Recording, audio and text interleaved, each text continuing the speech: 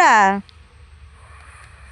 আজ বানাবো মাটির কড়াই ডিমের মশলা কারি। তো ডিমগুলো আগে থেকে সেদ্ধ করে নিয়ে ছুরি দিয়ে গাগুলো চিড়ে নিয়েছিলাম। পরিমাণ মতো নুন হলুদ মাখিয়ে কড়ার তেল গরম হয়ে গেলে একটা একটা করে ডিমগুলো ছেড়ে দিয়ে ভালো করে উল্টে পাল্টে লাল লাল করে ভাজা ভাজা করে নামিয়ে নেবো। কড়ার ওই তেলেতে পেঁয়াজ কুচি, টমেটো কুচি, আদা রসুন বাটা, পরিমাণ মতো নুন, লঙ্কা গুঁড়ো, হলুদ গুঁড়ো, ধনের গুঁড়ো, জিরের গুঁড়ো দিয়ে মশলাটা ভালো করে কষিয়ে জল দিয়ে দেবো। ঝোলটা ফুটে গেলে ভেজে রাখা ডিমগুলো ওই ঝোলের মধ্যে দিয়ে দিচ্ছি।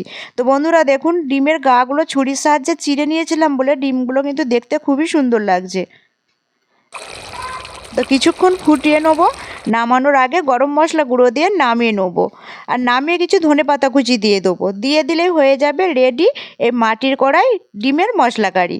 তো বন্ধুরা, আপনারা চাইলে এইভাবে বানিয়ে খেতে পারেন। ভিডিওটি কেমন লাগলো কমেন্ট করে জানাবেন। আজ এই পর্যন্ত।